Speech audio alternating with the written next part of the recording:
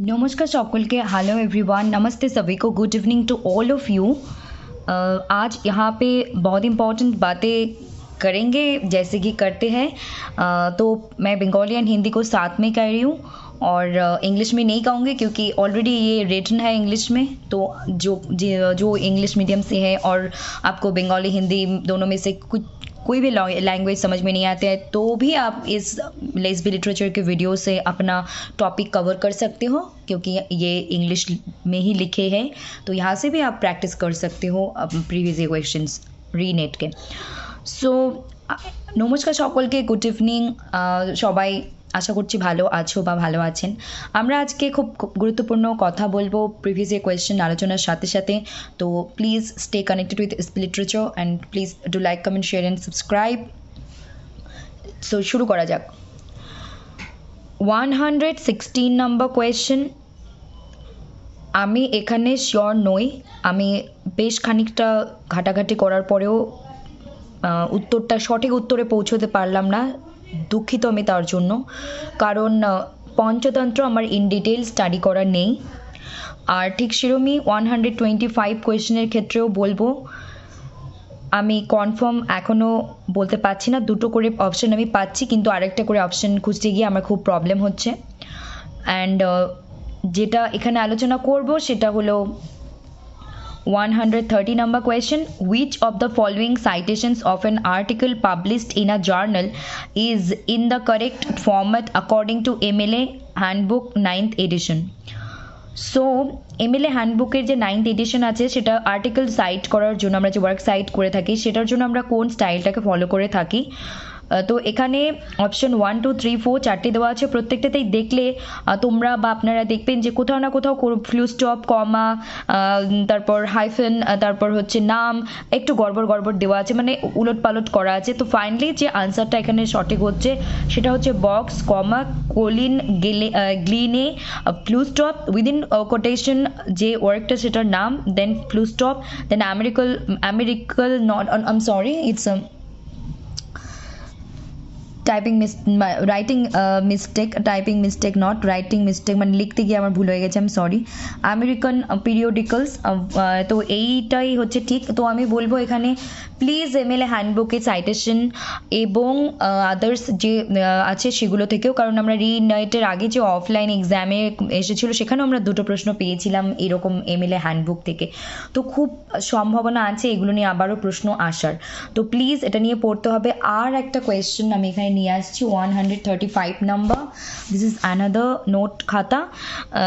135 which of the following works are categorical under science fiction? এখানেও same দুটো অপশনকে আমি পাচ্ছি, বাকিগুলো পাচ্ছি না, মানে আমার অসুবিধে হচ্ছে। তো আর এগুলো যেগুলো আছে সেগুলোর কোনোটাই কিন্তু কি ডিটেল স্টাডি করা আমার নেই, তার জন্য প্রবলেম হচ্ছে আর বেশি প্রবলেম হচ্ছে। তো এখানে একটা প্রশ্নের উত্তর আমরা সলভ করলাম, তাহলে এখানে তোমরা দেখতে পাচ্ছ বা আপনারা দেখতে পাচ্ছেন 116 125 135 ডিউ, বিকজ এখানে আমার আরও ঠিকঠাকভাবে প্রশ্ন করে নিয়ে আসতে হবে, মানে ভালোভাবে ডিটেল স্টাডি না করলে আমরা এই মুহূর্তে পাচ্ছি না। কিন্তু যেহেতু আমাদের হাতের সময় খুব কম, এরকম একটা দুটো প্রশ্ন প্রত্যেক বছর প্রত্যেকবার প্রত্যেকটা পরীক্ষার 6 মাস অন্তর হোক বা সেটা 3 মাস অন্তর হোক বা 9 মাস অন্তর হোক যে পরীক্ষা UGC নেট নিয়ে থাকেন, সেখানে আমরা দেখতে পাই যে এমন কিছু টপিক থাকবে যেগুলো আমরা কখনোই সঠিক উত্তরটা করতে সক্ষম হই না, যার জন্যই 100%-এর মধ্যে 100% কিন্তু মানে স্কোর করা কারোর পক্ষে সব পসিবল হয়ে ওঠে না। অনেক কিছু আননোন যে বিষয় নিয়ে আসেন, তো যেগুলো আমরা জানি সেটার উপর ফোকাস করা ভালো। বারবার একটাই কথা যে 100টা বই কিনে সাজিয়ে রাখার থেকে একটা বই কিনে 100 বার পড়া বেশি ইম্পর্ট্যান্ট বা বেশি কাজের এবং গুরুত্বপূর্ণ। তো এখানে আমার এটাই বলার যে প্রশ্ন আজকে একটা সলভ হলো, কিন্তু এই কথাগুলো আমি যেগুলো বললাম সেগুলো খুব রেলেভেন্ট ছিল, গুরুত্বপূর্ণ ছিল। তো এই তিনটে নিয়ে বেশি মাথা ঘামানোর বা বেশি টেনশন করার কোনো প্রয়োজন নেই। আমরা এগুলো নিয়ে সময় থাকলে অবশ্যই আমাদের আলোচনা হবে, না হলেও কোনো অসুবিধে নেই। এক একটা প্রশ্ন আসতে পারে, কিন্তু এক একটা প্রশ্নের জন্য আমরা বাকি 99টা বা 98 95টা প্রশ্নকে কিন্তু ছাড়তে পারবো না, তাই না? সেটার দিকে আমাদেরকে ফোকাস করতে হবে, কারণ আমাদের হাতে এখন সময় घूनिया आसছে। सो मुझे यहाँ पे यही कहनी है कि आप लोग आज मैं चाहे एक ही क्वेश्चन को सॉल्व करवा रही हूँ यहाँ पे, लेकिन आप लोगों को जो बातें मैं बताने जा रही हूँ वो बहुत ही रेलिवेंट एंड इम्पॉर्टेंट है कि 160 नंबर क्वेश्चन के आंसर मुझे नहीं पता और मैंने बहुत कोशिश की सर्च करके ढूंढने में, लेकिन मतलब सही आंसर को ढूंढने में बहुत कोशिश की, नहीं कर पाई क्योंकि पंचतंत्र हो, चाहे LGBTQ+ हो, चाहे 135 के जो साइंस फिक्शन के क्वेश्चंस हो, मुझे इन डिटेल इन चीज़ों के बारे में नहीं पता, मैंने नहीं पढ़ाई की थी।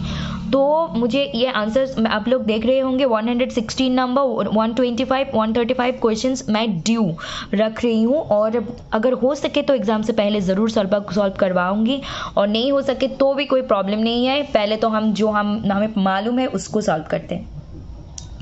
Which of the following citations of an article published in a journal is in the correct format according to MLA Handbook 9th edition? यहाँ पे आप लोग देखेंगे चारों ऑप्शंस में से तीनों ऑप्शंस में कहीं पे फुल स्टॉप, कहीं पे कॉमा, कहीं पे हाइफन, कहीं पे कोटेशंस, कहीं पे नाम, सब टाइटल मतलब कि नेम के सर नेम गलत मतलब इनपुट किए गए, इधर उधर कर गए हैं ताकि आप लोगों को कन्फ्यूजन हो, आप लोगों को परेशानी हो सही आंसर को ढूंढने में। तो यहाँ पे तो राइट आंसर है option 4, box comma Colin Glenn full stop within quote public reading and the civil war draft lottery full stop quotation close American. I am sorry, यहाँ पे मैंने गलती से अमेरिकन लिख दी थी, राइटिंग मिस्टेक हो गई, लिखने में गलती हो गई। It's American periodicals comma VOL full stop 26 comma ANO full stop A2 full comma 2016 comma PP dot 149 to 66। This is the right answer here.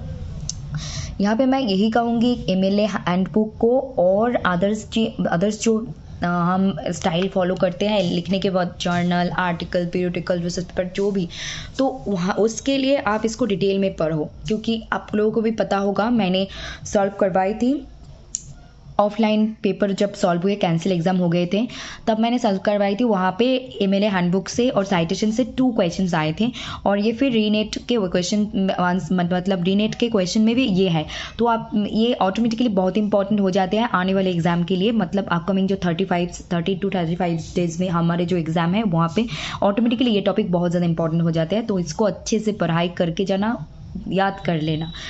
अगर एक क्वेश्चन आए तो 2 मार्क्स कंफर्म, ओके, आने के चांसेस बहुत है।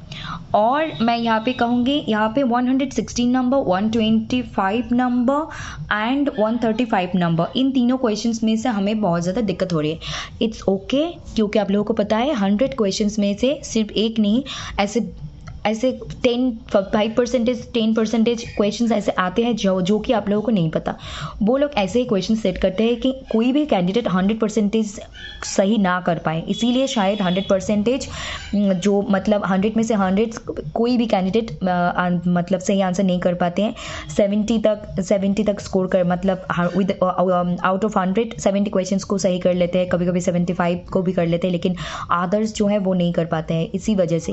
तो ये 3 क्वेश्चंस को अगर हम एग्जाम से पहले सॉल्व ना भी करें तब भी आप लोगों को कोई टेंशन लेने की कोई बात नहीं है, कोई पैनिक नहीं करने का।